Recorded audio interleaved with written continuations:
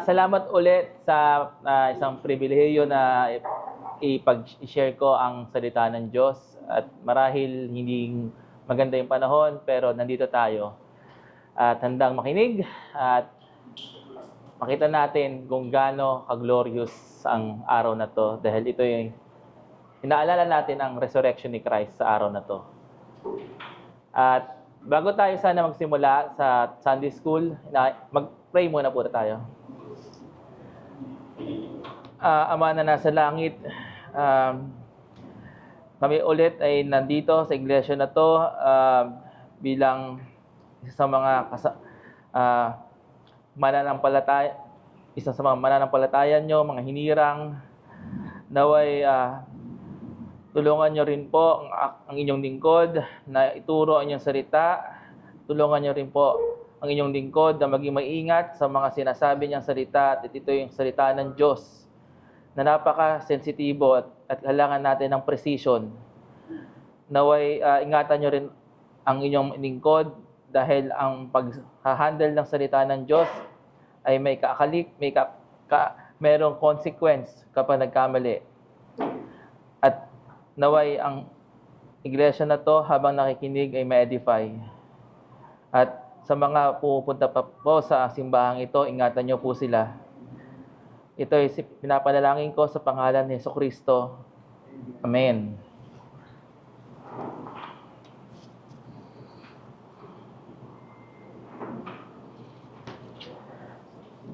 Okay. Ang topic po natin ngayon is yung Christ exaltation. Ngayon, bago natin simulan, siguro madalas, mahilig tayo manood sa mga favorite nating mga action heroes. Kaya mga favorite shows natin like yung kay FPJ, o kaya yung recent action hero na mga in the past decade, si Cardo Dalisay. Siya yung nagpapabugbog sa umpisa. Lagi siyang na-humiliate. Sabi nga natin ang bida lagi nagpapabugbog. Sa bandang huli, nananalo. Panalo sa huli. Kahit minsan kakaiba yung mga stance ng mga ni Cardo Dalisay. At kahit anong gawin sa kanyang buhay pa din, hindi nakakaligtas siya sa kamatayan. Ang galing nga niya Para siyang immortal. Hindi siya, isang season sa palabas ng probinsyano, namatay siya. The next season, nabuhay ulit siya. Kahit imposible na yung mga nangyayari, pinapanood pa rin ng tao. Kasi naaliw tayo sa mga action hero na yon na parang may tagapagligtas. Minsan nga, kahit medyo yung mga direktor, paulit-ulit na lang yung motif ng storya. Isang season, patay na naman, may bagong artista. Yung mga bagong artista lumalabas sa internet, sinasama ng direktor sa probinsyano. Pero sa bandang huli, ganun pa rin ang motif. Humiliation, and then na-exalt yung bida. Pero mga kapatid, tulad ng mga modern heroes natin, walang papantay sa ginawa ni Kristo at isa sa mga pag-uusapan natin ngayon, ang kanyang exaltation.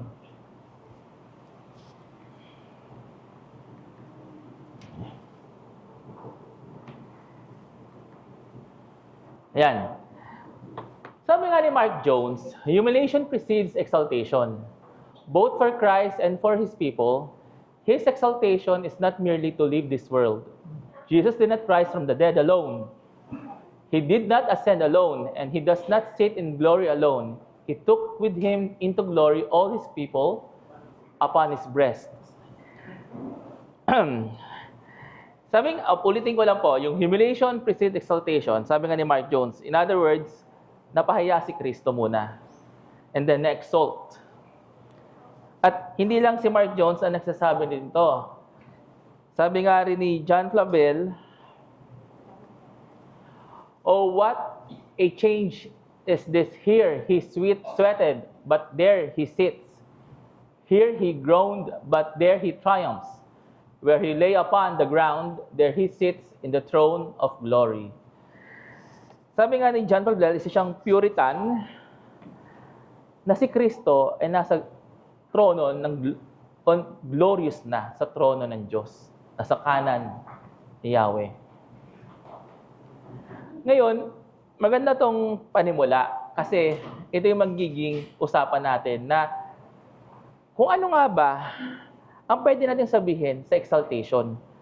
Pwede natin sabihin kung paano na-exalt si Christ sa mga sumusunod. Una, pwede natin describe siya as Lord of all creation. O sa Tagalog, Panginoon ng mga nilikha. Sabi dito sa ating bullets, Christ is exalted as Lord of all. 1 Corinthians 8 verse 6, Acts 2 verse 36. With all authority given to him. Matthew 28 verse 18. As glorified man, he exercises divine power and dominion over all creation. Ephesians 3 verse 11. Christ served the Father's will as universal agent of God's word. Ngayon, explain natin yung mga bullet na yan.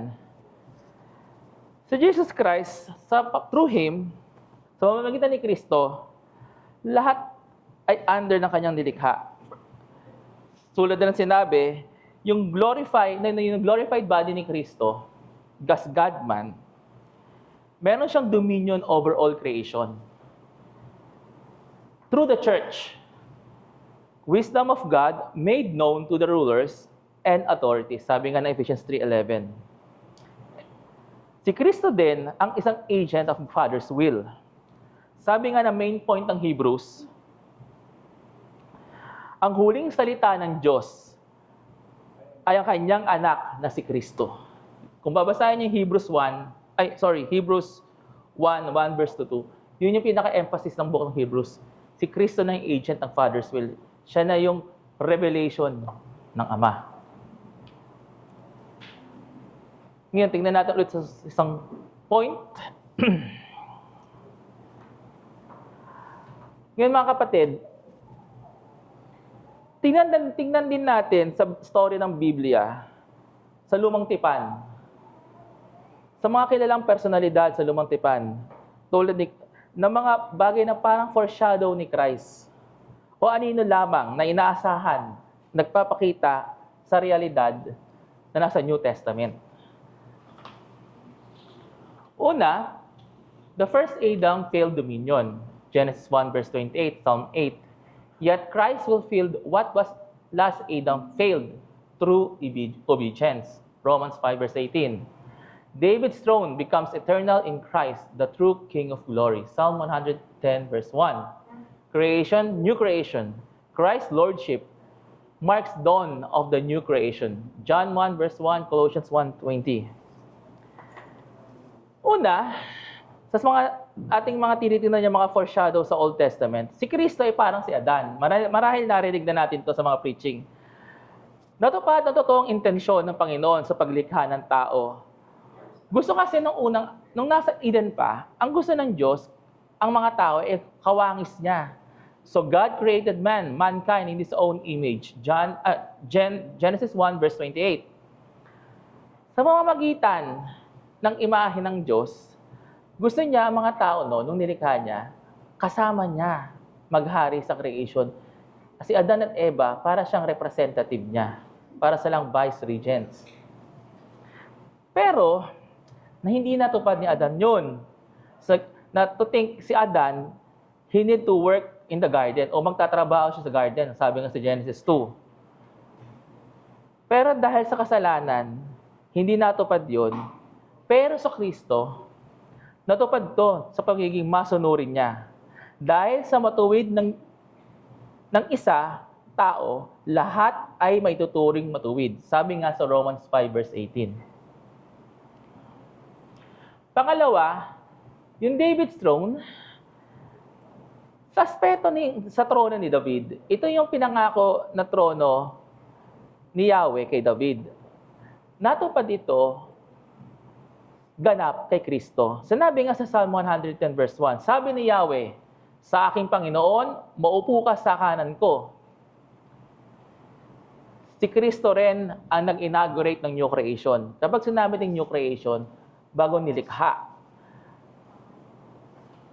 Kung mapapansin nyo mga kapatid, yung John 1 verse 1, I think nasabi na rin to. I think I was mentioned this before. Yung phrase ng John 1 verse 1, in the beginning, at yung salitang yung Genesis 1 verse 1 rin, parehas. Kasi mga kapatid, alam natin sa verse ng John 1 verse 1, madalas ito yung proof text na sinasabi natin na si Kristo isang deity. Isa siyang Panginoon. Diyos rin siya. Pero isang anggulo nito ni John, ang gusto niya sabihin, ang Messiah, maglilikha siya katulad ng ginawa ni Yahweh sa Genesis 1 verse 1. Kung paano nilikha ng Diyos ng 7 araw ang nilikha ng Genesis 1 verse 1, gano'n rin nakikita ni John na pagdating ng Messiah, sa pamamagitan ng Messiah, gagawa siya ng bagong nilikha. Parang inulit ang Genesis. Yung motif ng Genesis, yung parang sabihin natin sa storya, yung pattern ng episode 1, nauulit sa bagong episode. Bago na at pamamagitan ng Messiah na to. Kaya si Kristo, siya yung nag-mark ng dawn ng new creation. Sabi nga, nilikha niya ang langit at lupa. At ang Eden, ganun din gagawin niya, nilikha ang Diyos ng bagong nilikha sa kanyang salita na nag-anyong tao. Yun John 1 verse 1 through the flesh. So parang si Kristo, siya ang nag-mark ng bagong paglikha katulad ng nangyari sa first Genesis. Ngayon kapatid, ano na ba punto nito? Itong ating Lord of all creation. Sabi dito sa ating material, Christ's exaltation restores the divine image and fulfills humanity's original calling to reign under God. So, ang punto lang nito, nung na-exalt si Christ o naluklok na, yung ating image bearing, yung talagang intention ng creation na tayo yung maging kawangis ng Diyos, 1 verse 28. Hindi natupad yun eh. Pero si Kristo, nung dumating siya yung tumupad. Kaya nga si Kristo nga ang totoong wangis ng Diyos, the true image of God. Kasi si Adan at yung mga posterity niya, paulit-ulit yun sa storya, hindi natutupad. Yung subdue creation, spread, multiply, yung mga vocations na yon hindi natupad, pero dumating si Christ na fulfill yung original calling ng tao to reign under God. Kaya nga tayo bilang Christians, tayo co-heir with Christ. Bakit co-heir? Kasi una pa lang, gusto ng Panginoon. Naging kasama tayo. Pero natupad ito kay Kristo. Nag-failed si Adam, pero si Kristo naging tagumpay. Okay. Sa next expression naman natin, pwede natin sabihin yung Christ ascension, yung pag-akyat ni Jesus. Si Jesus, the inaugurator of new creation, blessed his people and ascends into heaven. Luke 24:51. His ascension in virtue of resurrection from the dead restores the intent of the creation. Genesis 1:31, and then chapter 2-3. His ascension is both a victory procession, Colossians 2:15, and a blessing of the church bestowing spiritual gifts. Okay, ascend na siya. Yung ascension ni Christ, pumunta si Christ doon sa langit. Nabasa natin yan sa Acts. And then, chapter 1. Tsaka sa Luke 24, I think Luke 24 nga, 51. Sa unang bullet na to, tulad na sinabi ko kanina sa new creation, si Kristo ang nag-mark nito. Siya yung, dahil sa ginawa ni Kristo, dumating na ang new creation, ang bagong nilikha. Umakyat sa langit sa Panginoon.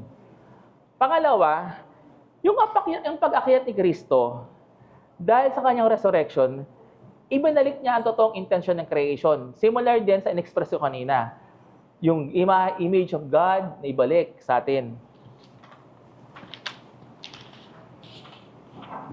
Yung pag-akyat ni Kristo, isa talaga siyang victory, tagumpay.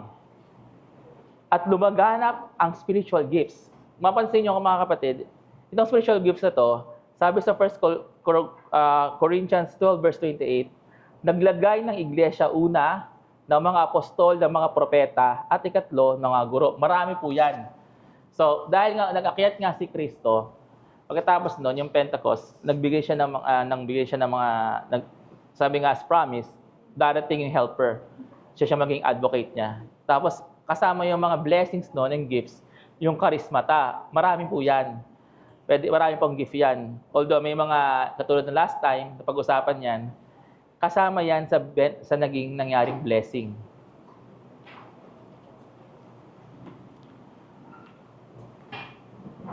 Ngayon, sabi rin dito, the disciples must now live by faith, not by sight. Isang patotoo rin to, katulad rin sa atin, na tayo nabubuhay bilang kasama ni Kristo, nabubuhay tayo sa pananampalataya, tulad nangyari sa mga disciples at saka sa Acts 1:9 and then 11. Ngayon, tingnan naman natin yung mga personality sa lumang tipan, kung paano ulit nila pino-foreshadow si Christ. Si Moses at Christ. As Moses ascends Sinai after delivering Israel, sa Exodus 19, Christ ascends after redeeming His people through the cross. Luke 9:31, Exodus. High priest, Christ. The high priest entered the Holy of Holies with blood. Sa Leviticus 16, Christ entered the true heavenly sanctuary once for all. Hebrews 9:24. Okay, explain ko po to. Si Kristo ay katulad ni Moses, pero mas higit siya. I think narinig niyo na to. Pero ang emphasis ko dito, kung babasahin niyo po yung nangyari sa Luke 9:31, may salita po doon sa English, ibang translation rin, mayroon iba, salitang departure.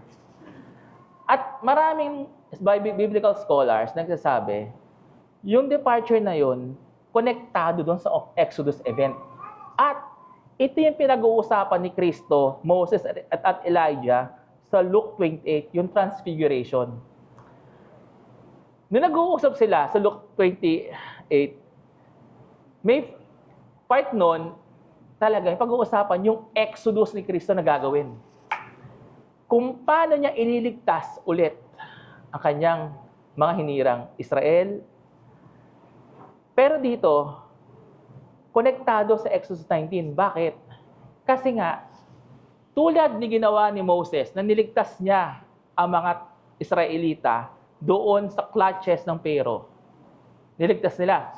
Tapos nun, nag-cross sila sa Red Sea.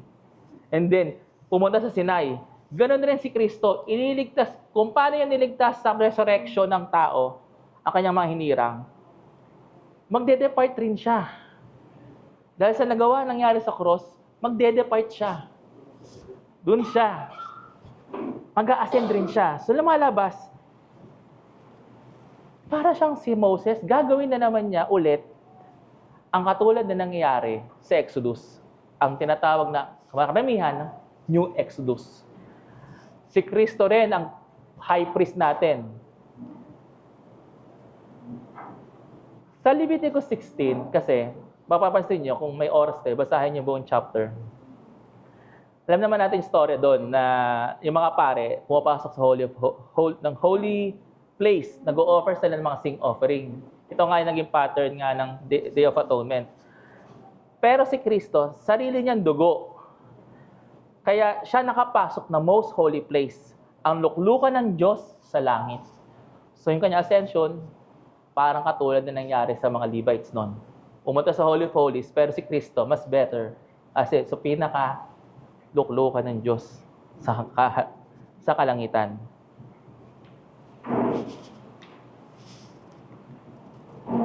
Okay. Another point is Son of Man. Phrase in the New Testament text alludes to Daniel 7:13 to 14, the fulfillment of the prophecy and His kingdom, one that shall not be destroyed. Okay mga kapatid, ito maganda to, insight. Nasa material rin siya ni Mark Jones, although hindi masyadong na-expand. Kapag nababasa natin ang New Testament writers, kapag nagbabanggit sila ng Son of Man, naway sana hindi natin parang nilalagpasan ng yun. Maraming scholars ngayon, I think medyo marami-rami na sila, nagsasabi, bumabalik to sa Daniel 7:13-14. Kasi yung phrase na Son of Man, talagang unang dumating to kay Daniel. Nung nagpa-prophet, may nakita siyang vision sa Daniel 7, ang sabi doon, it's like a son of man approaching the throne of God sa heaven. So doon pa lang may glimpse na tayo. Mayroong isang katulad ng tao, parang like a son of man, mag-a-ascend sa trono ng Diyos. At yon na-fulfill ni Christ. And His kingdom, one that shall not be destroyed. Isa siyang kingdom na hindi na masisira. Kung babasahin niyo lahat ng text ng sa Daniel 7, si Kristo yung pinupunto doon. At naganap to nung nag-ascend siya. Ngayon, anong punto nito? Point. The ascension is part of the new Exodus. A redemptive victory, priestly entrance, and royal enthronement in one event. So mga kapatid, tulad na sinabi ko, yung ascension is parte lang. Kumaga, ang New Exodus kasi sa New Testament, may parang siyang major theme. Ascension, isang parte lang to ng New Exodus. Pero ang sinasabi nito, isa siyang victory. Na kung anong ginawa ni Moses sa mga Israelites, ginagawa na naman ni Kristo ulit. Kaya nga illustration ko parang storya na naman ng isang action hero eh. Kung ano yung ginawa nung una ng Hibida, bago naman dito, pero much better. Kung paano naglakbay ang mga Israelita, nagrereklamo kay Moses sa Numbers, sa pakinggan natin sa preaching ni Pastor George, ganun na naman din ang gagawin ni Kristo sa kanyang mga hinirang. Nakita to ng mga New Testament authors na laging pattern ganito, na yung ascension niya, lumiliwanag sa kanila na ito yung bagong pagligtas na naman nila, tulad ni Moses. At tayo ay naglalakbay na naman sa bagong Exodus. Okay, ang susunod naman is the effects of Christ's entrance into heaven. Okay, sa mga bullets na to, we can express the effects of Christ's entrance into heaven, epekto, pagpasok ni Kristo sa langit. Ano yung epekto nito? I have several bullets. First, heaven rejoiced at Christ's arrival, greater joy than over a single sinner's repentance. Second, the glorified human nature of Christ was welcomed with awe by angels and saints. 1 Peter 1:11-12. Ngayon, paliwanag ko lang po itong mga bullets na ito.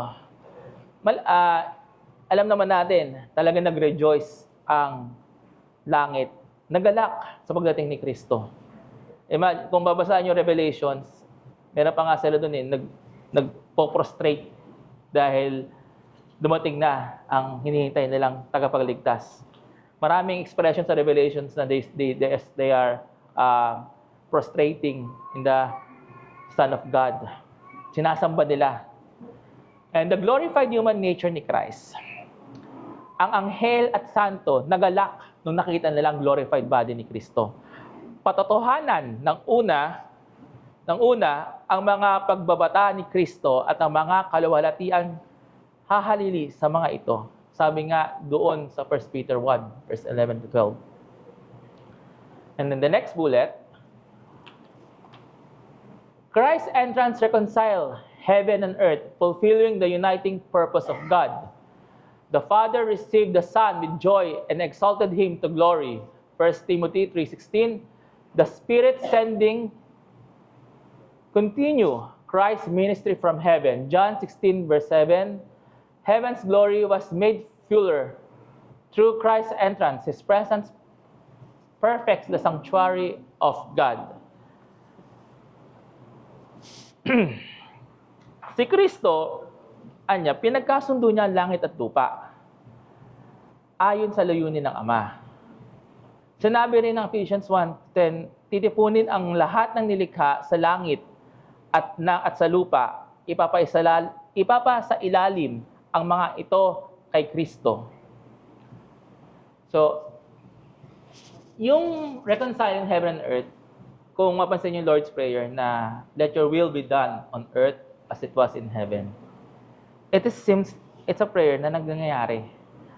Nung nagkaroon ng pagpasok ni Kristo sa heaven, nangyari lalo ito. Kasi yung langit at ang lupa, na-reconcile. Similar din sa ating mga makasalanan. Nagkaroon ng na-restore yung ugnayan ng Diyos at ng tao. The Father received the Son with joy and exalted Him with glory. Dito pa lang, ang mga anghel, ang talagang natuwa ang Ama dahil na-exalt niya na kanyang anak.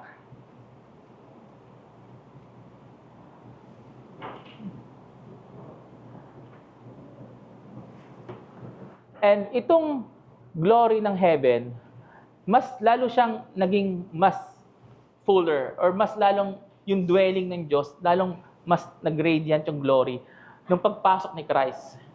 Kasi it perfect the sanctuary of God nga, naging complete. Ngayon, tignan natin sa sunod. Ngayon, tignan naman ulit natin ang mga bagay na patungkol sa Old Testament na nagpapakita kay Kristo. First, yung temple dedication. Heavenly sanctuary as a Solomon's temple was filled with glory. 1 Kings 8:10-11, heaven was filled with greater glory when Christ entered. High priest mediator. Christ fulfills the day of atonement by entering the true Holy of Holies. So, allow me to explain lang po ito. Kasi merong tayong tinatawag sa Old Testament na parang templo. Sa templo, sa Lumang Tipan kasi, ang templo ay ang lugar kung saan nagdedwell ang presensya ng Diyos. O yung Hebrew word dwell, ay yung Shekinah. Shekinah, yun. Maraming sing banggit dun Shekinah. Ibig sabihin ng sa English translation is dwell. Para siyang heavenly sanctuary kasi yung templo, nag-merge yung heaven and earth sa Holy of Holies. Nandun kasi yung presensya ng Diyos. Nagdidwell. Kung papansin niyo sa 1 Kings 8 na yan, may istorya doon na nagtataka sila bakit yung templo ni Solomon napapalibutan ng dark clouds. Kasi yung presensya ng Diyos nagpupunta doon sa Holy of Holies sa templo. At ito, mas naging greater pa nung pumasok si Kristo sa langit. Kasi yung totoong pinupunto ng templo, o sino yung anti-type nga, o sino yung reality ng templo, si Kristo. Maliwalag ito sa sinabi dun sa Gospels na patayin nyo tong templo to at magre-resurrect siya sa ikatlong araw. Medyo napasod sila doon. Pero si Christ yung templo.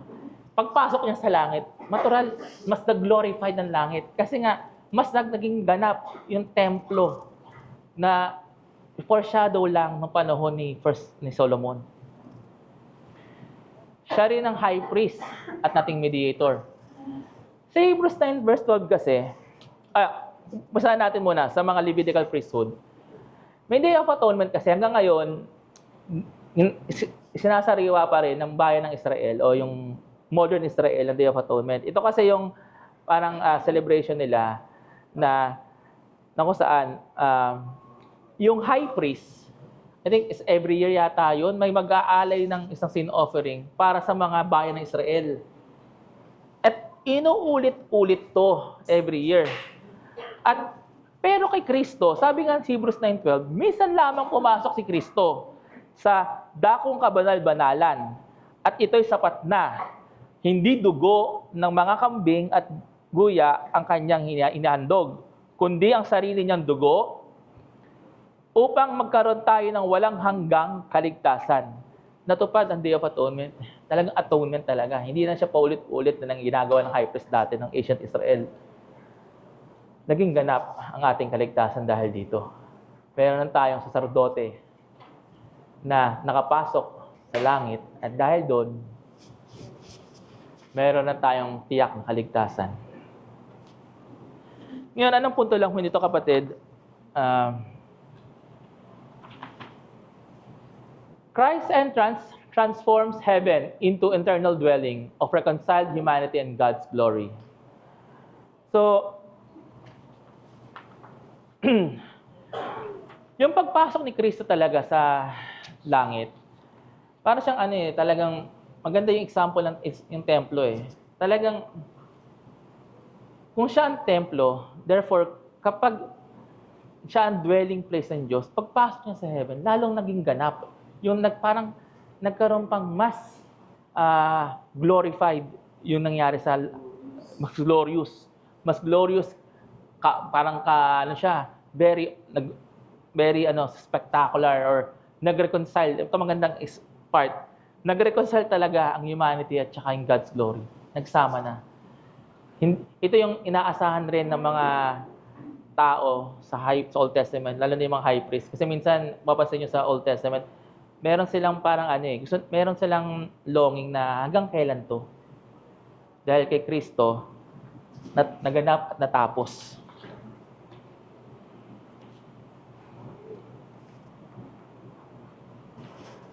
Alright, ito naman, Christ's enthronement. Upon entering Christ's enthronement, sa Tagalog, pagluklok kay Kristo. So, basahin natin yung bullets. Upon entering heaven, Christ received worship from angels and saints. The Father enthroned him at his right hand. Psalm 110 verse 1, tsaka Hebrews 1 verse 3. His sitting, signifies ongoing rule and intercession. Okay mga kapatid, maganda to. Lalo na yung second and third bullet. Pagdating ni Kristo, sinamba siya ng mga anghel at santo. Alam naman natin, madalas talaga nagtuwan-tuwa ang langit pagdating ni Kristo. Lalo na pag-enthroned at the right hand of God. Sabi nga ng Ama, ang Ama nilaklok siya bilang kanang kamay, tulad na sinabi sa Psalm 110 verse 1. Sabi ni Yahweh, sa aking Panginoon, maupo ka sa kanan ko, hanggang lubusan kong mapasuko sa iyo ang mga kaaway mo. Patuloy pa din si Kristo naghahari at nananalangin sa atin. Yung pag-enthrone, yung pagluklok kay Kristo, kasi sa mga benefits na nakukuha natin ngayon, at ongoing pa rin to, yung kanyang rule sa heaven at sa earth rin. Yung intercession, patuloy pa rin. Nananalangin pa rin siya sa atin. Hindi lang ito nangyari doon sa pag-ascend tsaka pag-enthrone na event, matagal na. Ongoing pa rin. Kung paano tayo nananalangin rin siya sa atin. Kung paano tayo nagko-complain, naririnig niya yun, nag-i-intercede siya with us at between the Father. Kung ano yung mga panalangin natin, naririnig niya yun. He is interceding with us. Kung babasahin niyo po yung Hebrews 12, maganda babasahin niyo po yung lahat niyan, Hebrews 12 na yan. Sinasabi lang din ng author na yung encouragement sa mga Christians doon na to see Christ, to look to Christ. Kasi He is ongoing interceding with us.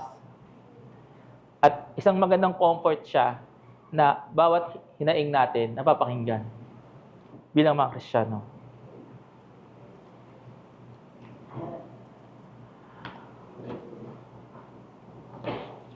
At mga bullets, at we can express sa mga bullets na to, Christ reigns with both power and grace as King, Prophet, and Priest. His enthronement fulfills the Father's promise to make His enemies His footstool. Sabi nga sa Psalm 110 verse 1. Okay mga kapatid, itong part na to, Christ reigns with power. Kasi nung nangyari talaga to, yung three major offices na fulfill ni Christ as King, tulad na sa Prophet and Priest. We can express that further, itong kay David at kay Melchizedek. Tapos yung enthronement ni Christ, lalo pang natupad to dahil yung sinabi kay David sa Psalm 110 verse 1 is very remarkable kasi si David talaga kasi yung parang nagiging pattern kung ano yung magiging itsura ng Messiah sa future. Dahil nga sa enthronement, lahat ng mga kaaway niya nasa talampakan niya na, nasa langit na siya eh. In that sense, nandun under his feet niya na yung mga enemies niya. Enthroned na siya.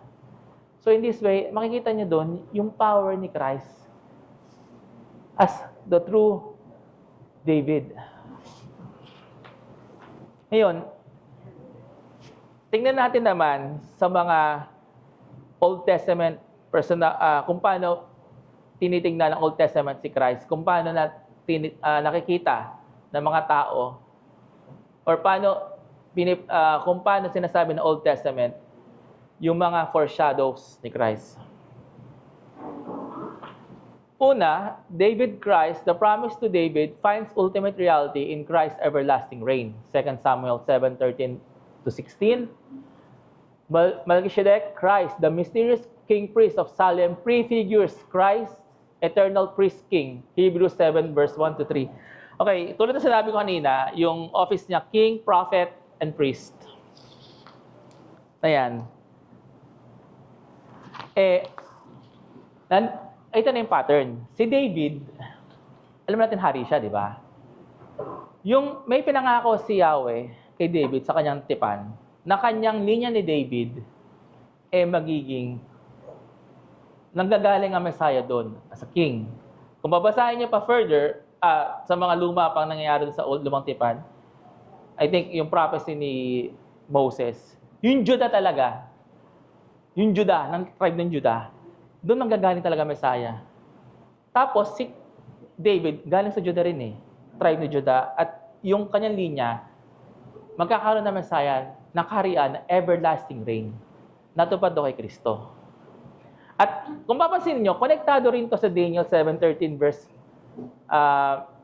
Daniel 7:13-14. Kasi mapapansin niyo sa Daniel 7:13-14, yung the son yung son of man na nag-a-approach sa trono ng Diyos sa langit, yung kaharian rin niya, walang katapusan. So yung text na yan, ng 2 Samuel, konektado rin dun ano yung pinoprophesy ni Daniel. So konektado sila. So iisa lang yung sinasabi na may darating na kingdom sa linya ni David, tulad na nakita ni Daniel at sa pinangako ni David. Ngayon naman, Melchizedek at si Christ.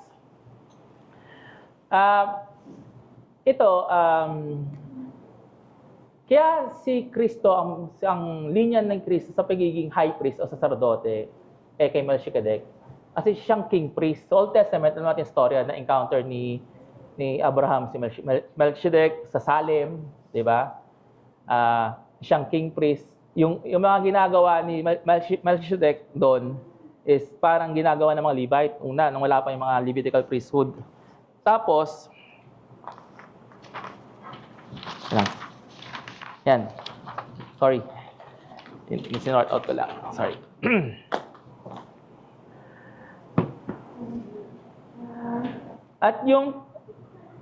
At yung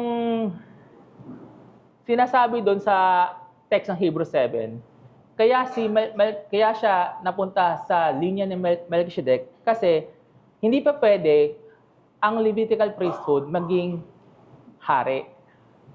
Alam natin si Kristo, hari. Pero, paano nangyari? Si Kristo, isa siyang priest, high priest. Nasa lahi siya ng Judah. So, malaking problem. So, kaya nakita ng Hebrews, ang connection na kay Melchizedek.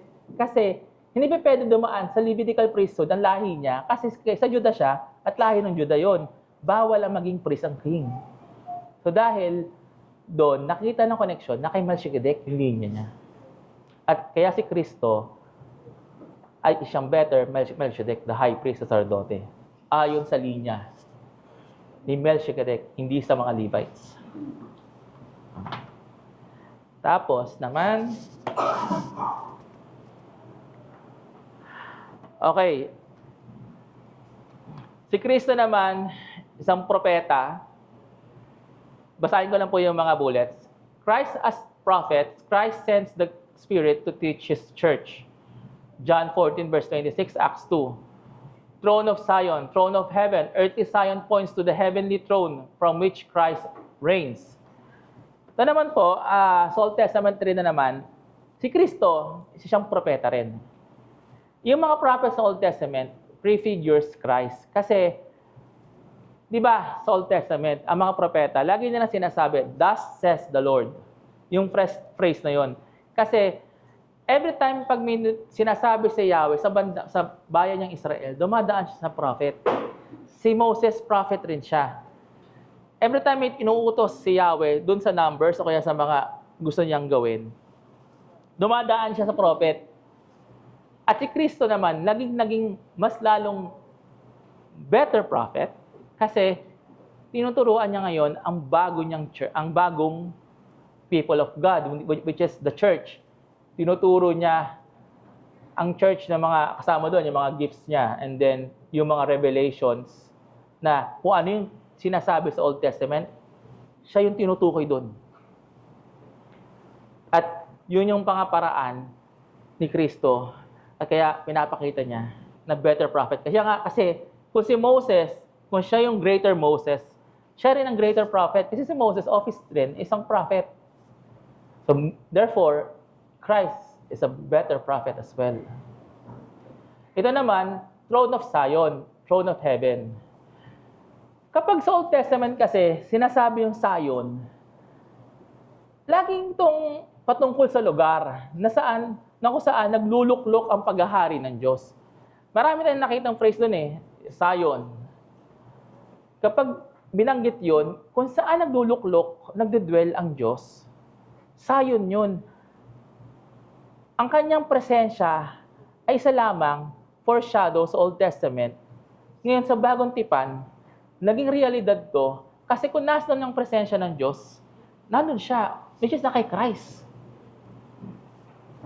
So therefore, ang trono ng langit ngayon ay mas lalong better kaysa earthly Zion kasi nandun na yung presensya ni Kristo sa langit. Has He enthroned the right hand of God. Yun ang tunay na Zion. Yan ang punto po nito. Christ's enthronement fulfills every Old Testament office, prophet, priest, and king, and begins His eternal reign of glory. So mga kapatid, ang pinaka-punto lang talaga ng enthronement is natupad ang mga office ng Old Testament. Yung prophet, greater prophet, si Moses, greater than Moses, si Christ. The priest, Melchizedek, he is the ating sacerdote. In other words, he is a great priest, high priest. And David is the better David, the king of Israel, better, and begins his eternal reign of glory. Nagsimula na ang kanyang pagre-reign sa langit at nakikita natin glory siya. Wrap up na natin as a conclusion. Christ's exaltation demonstrates His faithful obedience to the Father's will, which was deeply impressed upon His consciousness. It brings to fulfill what was long anticipated in the Old Testament, now made real in His resurrection, ascension, and enthronement. In other words, the exaltation of Christ. Christians must remember that we are participants in the new Exodus motif, journeying through the wilderness and looking toward the new Canaan, the new heaven and new earth. Under the leadership of Christ, our greater Moses, every step we take is marked by hope for the one who reigns over all will bring to completion what He has begun. Simple lang mga kapatid, katulad na nangyari dito, sa nangyari dito, katapatan talaga ni Kristo na loobin ang gusto ng Ama. Talaga nakita to sa kanyang puso at isipan. Nahirapan siya. Sabi nga natin, humiliation preceded exaltation. Bago siya nagtagumpay. Nahirapan si Kristo. Bago siya nagtagumpay. So pamamagitan ng kanyang muling pagkabuhay, pag-akyat sa langit at pag-upo sa trono. Natupad kung ano yung inaasahan ng lumang tipan. Mga tao doon, imagine nyo lang kung nasa lumang tipan pa kayo, yung kanilang ino-hope dumarating na. bilang mga Kristiyano, tayo, and para tayong mga Israelita, yun nga lang, iba yung realidad natin ngayon. Tulad ng ginawa ni Moses, nga, inulit ko, niligtas ni Moses ang Israelites sa mga nangyari sa Pero, na-liberate ang mga Israelites. At nag-journey sila sa Numbers, sa mga ilang, ganun rin ho tayo. Para tayong, kung nabasa niyo yung libro ng Pilgrims, sana babasahin niyo rin, journey yun lagi. Kahit nga naging Christian na si Christian, nag-journey pa rin siya. Nawala na yung, ano niya dito, yung burden. Naging Christian siya, nag-journey pa rin siya. Kasi isa siyang exodus, mga kapatid. Another pagliligtas na naman to, na sa lumang tipan kay Moses, sa bagong tipan, si Kristo. Ngayon naman, sana maging comfort ito, na kung ano yung ginawa niya sa Old Testament, gagawin na naman niya ulit sa New Testament. Better to. Kung nagrereklamo ang mga Israelites ngayon kay Moses, nagkamali si Moses noon, mas patindi yung confidence natin. Hindi nagkamali ang Moses natin ngayon. Kasi mas higit siya nasa kay Moses. At sa mga hindi pa nakakilala kay Kristo,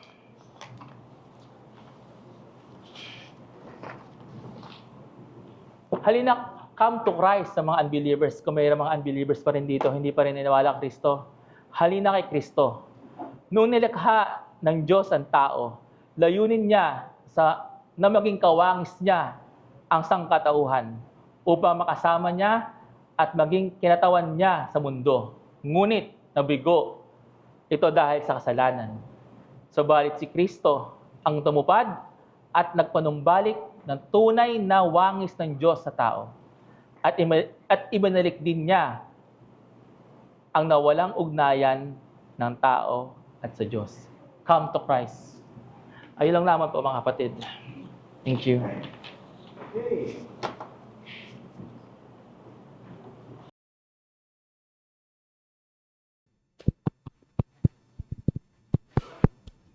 Ayan.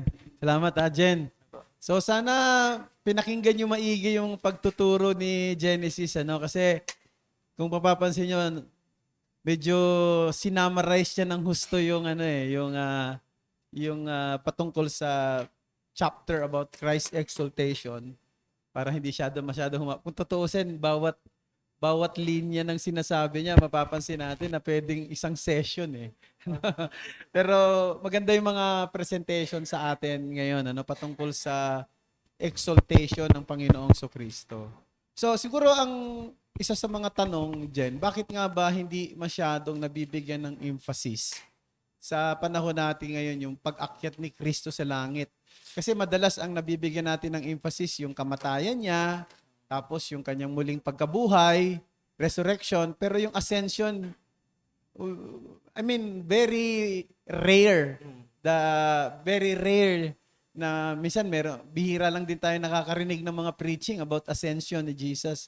Ano kaya sa palagay mo, bakit hindi nagbigyan ng pansin samantalang as you presented it, it is very rich, in terms of benefits sa atin bilang mga Christian. Siguro in practical, yung ascension kasi, although I think babaro ko lang yung mga ibang views dito. Kasi yung ascension, yung pagpunta ni Kristo doon sa langit, madalas nilolong natin na ang final destination, yung langit. Parang gusto natin makatakas na dito. Parang escapist. Yung parang gusto ko na rin mamatay para makapunta na rin ako sa langit. Makita ko si Kristo sa langit. Pero, mga kapatid, hindi natin na-appreciate na yung pag-ascend ni Christ sa langit, active siya. Nagre-reign. Ibig sabihin, ito nga yun ito nga yung big picture na parang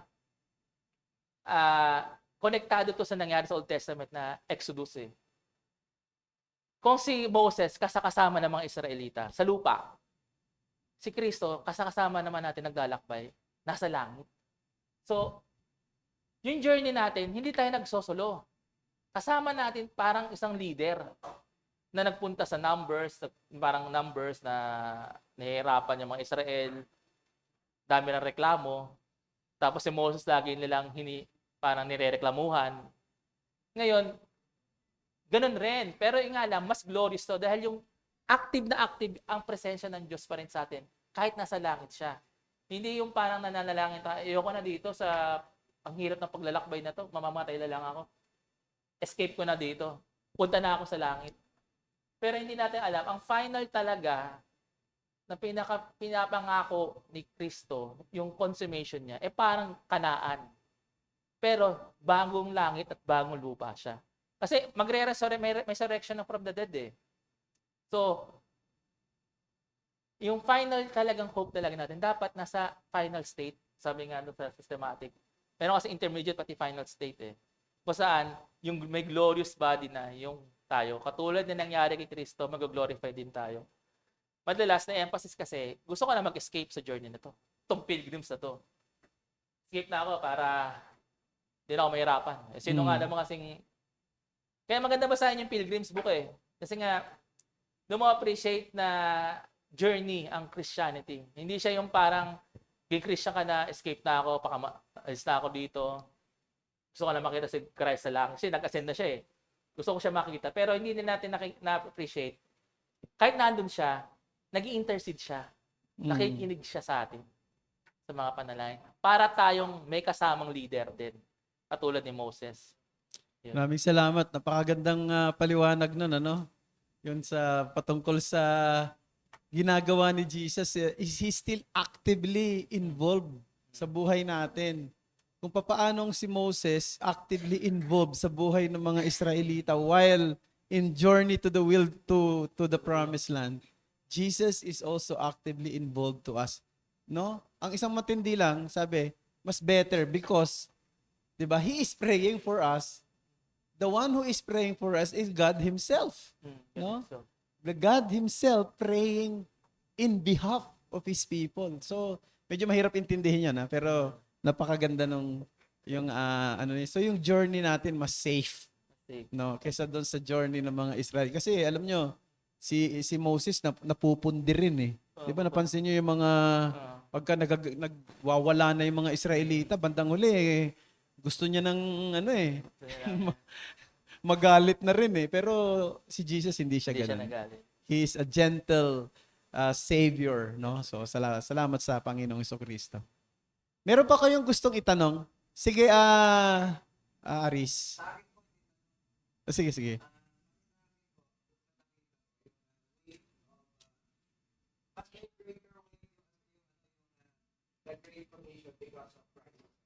Yes. Parang nag-emphasize lalo na doing the Great Commission would give us more power and more strength for us to be able to press on and do the Great Commission.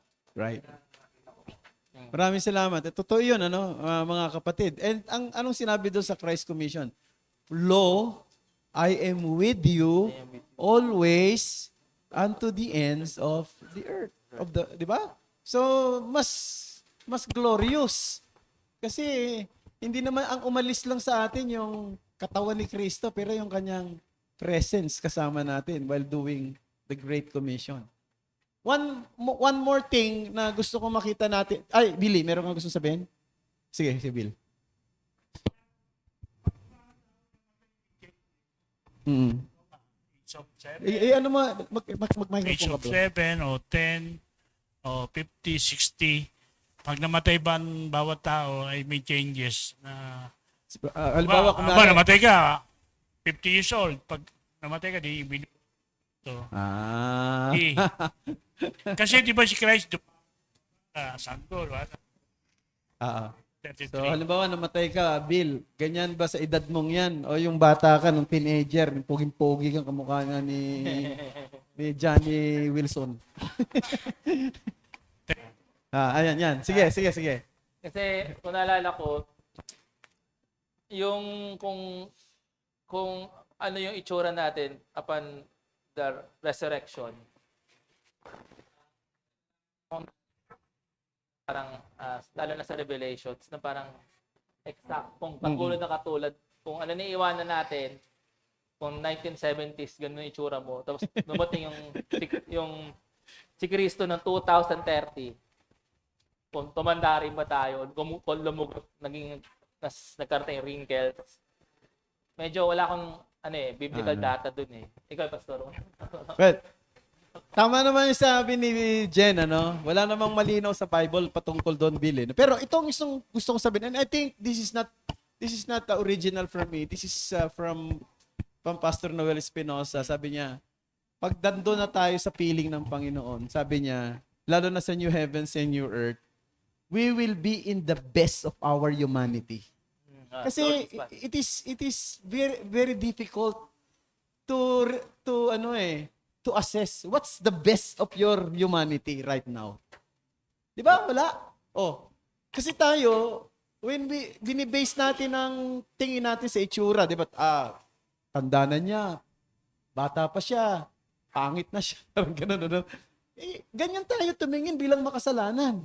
Pero pagka nandun na tayo sa piling ng Panginoon na wala na tayong kasalanan, wala nang kasalanan sa isip, wala nang kasalanan sa puso, iba na yung tingin natin sa isa't isa. At saka, yung ibibigay ng Diyos, yung pinaka-best ng ating humanity. Ano man yun, siya lang nakakaalam nun. Pero tiyak, makikilala natin ang isa't isa. Yan ang isang bagay eh. Yung halimbawa, ikaw, Bill, makikilala kita kung sino ka. Makikilala mo ako kung sino ako. Now, hindi dahil siguro, mas mataba ka. Ay, okay, si Billy, mataba, kaysa sa akin. Hindi. Because, meron ka pa rin pagkakakilanlan that you are on the best of your humanity. And I am the best of my humanity.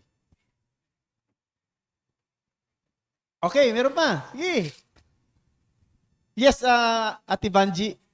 Si Ate Banji, manda ka sa nanay mo. Kakarating ko lang po, pero hindi ko masyadong nasimulan. And besides po, hanggang ngayon, na-overwhelm ako dun sa mga naririnig ko. Masyadong malalim para sa akin. Ngayon po kasi, bago ako napunta rito sa Reformed, ang practice po namin doon sa pinanggalingan ko, yung tinatawag na intercession. Opo. Yung pong kapag nagpipray ka, ikaw yung medium o agent, parang ikaw yung mag-intercede in behalf of your loved ones. Opo. Yung pag nagpipray po, yung parang umiiyak ka, tumutulo na ang luha mo, pati sipon, para ma-intercede mo yung iyong mga mahal sa buhay. So yun ang pagkakaunawa ko noon, na talagang sa intercessory prayer, ikaw yung nandoon. Parang tumatatawid ka simula sa paghihirap na mo siya sa Panginoon. Yun ang pagkakaunawa namin noon eh. Na ngayon, napunta po ako dito sa Reform. Kung mag-pray kayo, napakasimple. Walang iyakan, alang yung talagang halos magpasay sa sahig. Noon po kasi ganun kami noon eh. Yung talagang nakaluhod, nakaganon, intercessory. Then sabi ko, ang daming pagbabago. Hindi pa masyadong complete yung aking dahil nga nahihirapan ako sa kalaliman, Reformed theology. Nahirapan kayo sa kalaliman ni Genesis. Pero itong basic ng salvation, yung basic principles ng naunawaan ko po yun. Naunawaan ko yung hindi na kinakailangan yung mag-accept ka. Kasi done na yun eh. Nandoon na, tanggapin mo na lang yung ginawa ng Panginoon. Yun lang po. Parang... Baka may comment ka doon sa point ni mami mo. Kasi tingin ko naman, kung mag-iiyak ka ng malakas sa corporate worship o corporate ito, wala naman siguro masama yun. Yung nga lang, baka kasi hindi sana yung iba. Kasi sabi nga, bawat tradition ng Christianity may kanya-kanyang flavor. May mga ibang practices na talagang tawag doon, iba-iba. Pero sa tingin ko naman, okay lang yung ganun. Siguro, kung talagang expressive ka, private. Yes. Private. Very good. No. O kaya naman, well, may principle doon sa sinabi ni Christ doon na pray privately. O kaya, do not show it to the outside na nagpipray ka, nag-aayunyo ka. Kasi parang kinukuha mo yung attention ng iba. Yes. Oo. Pwedeng kaming kunin yung principle na yun. Pero I don't think na kung talagang ganun yung dating mong tradition, nagta-transition. I don't think, parang may sin. At Ivanji, tama yung sabi ni Genesis, wala tayong nakikitang problema kung very expressive ka sa prayer mo. Ang isa lang sa dapat bantayan ng mga taong ganon, baka pinoportray mo sa harapan nila na mas spiritual ka kaysa sa kanila. Kasi very expressive ka di ba? Yun lang ang isang dapat bantayan doon.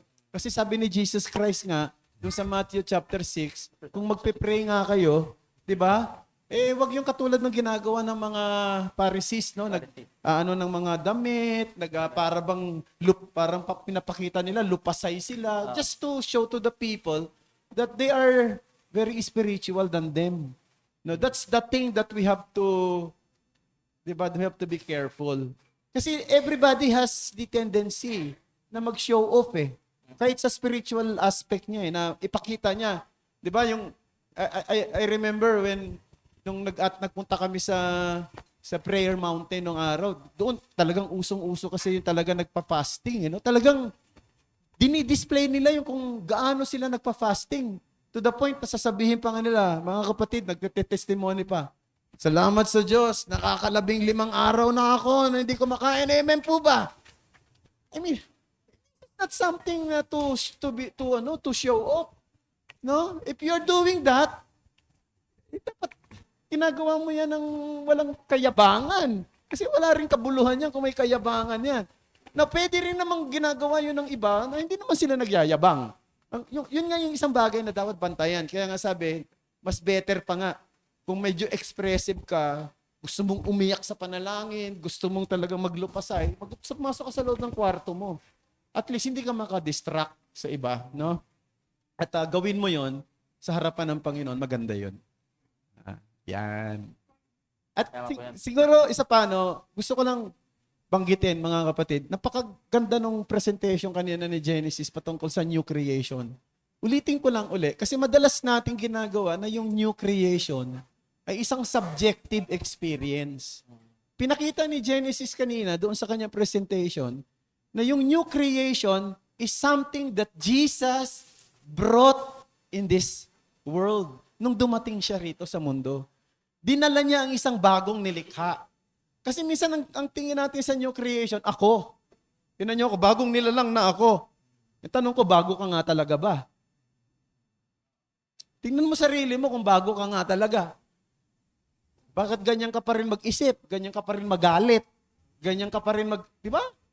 So hindi ikaw yun. Nung dumating si Kristo, dinala niya yung bagong nilikha, isang dimension. Isang bagong nilikha. At lahat ng mga nanampalataya sa Kanya, isinama niya sa bagong nilikha. Kaya lahat ng mga kasama sa bagong nilikha, dapat magbago. Dapat magbago. Bakit?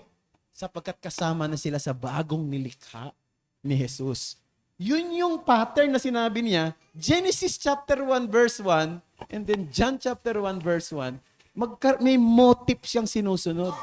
Nagre-reflect si John doon sa Genesis chapter 1 verse 1 sa kanyang explanation sa pagdating ni Jesus Christ. No?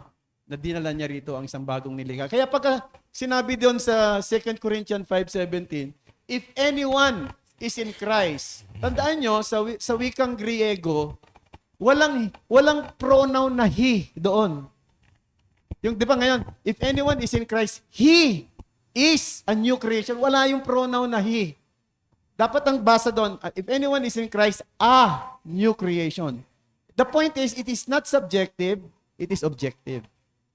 No?